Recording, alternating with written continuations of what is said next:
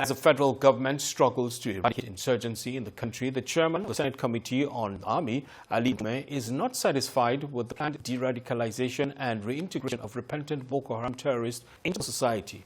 According to the lawmaker, it is bad timing as the country is still faced with serious security challenges. He disclosed this after a closed-door meeting with top officials of the Nigerian Army in Abuja.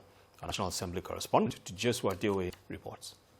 The welfare and funding of the Nigerian armed forces is still a big topic among those really concerned about finding a lasting solution to the prevailing security challenges in the country. Some Nigerians even say the lapses shown by the country's uniformed men is a result of poor welfare and funding, which they believe has largely contributed to the frightening spike in the insecurity and other forms of violent crimes across the country. Despite the obvious security threats, the federal government has maintained that it is winning the war against Boko Haram. Now this cause for concern is also an issue in the National Assembly. The chairman of the Senate Committee on Army describes the budgetary allocation for the Nigerian Army as grossly inadequate. He says for a national budget of 13 trillion naira, 27 billion as capital spending for the Army is largely insufficient to cater to the country's security demands.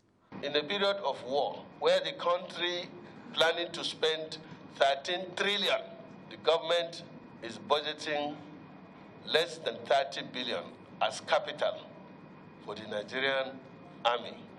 And there is no guarantee that these monies will even be released 100% to them.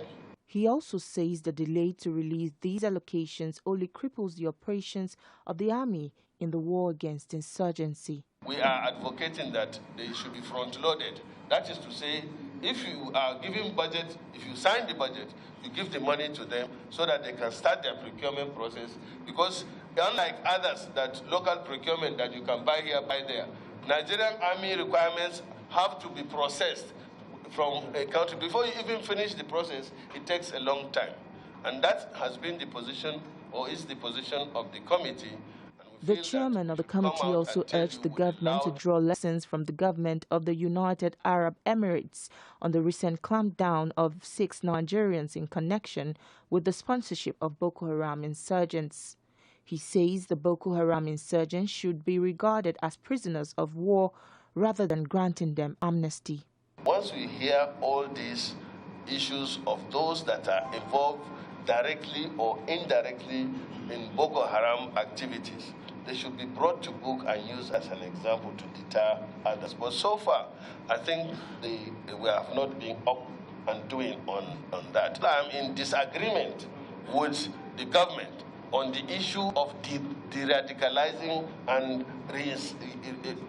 reintegrating. My position is still the same. The chairman of the committee says they will continue to engage with the executive arm of government and hopefully get a fair deal for the Army. However, the security of lives and properties is an obligation that the government should never take for granted. Jesua Dewe, TVC News, Abuja.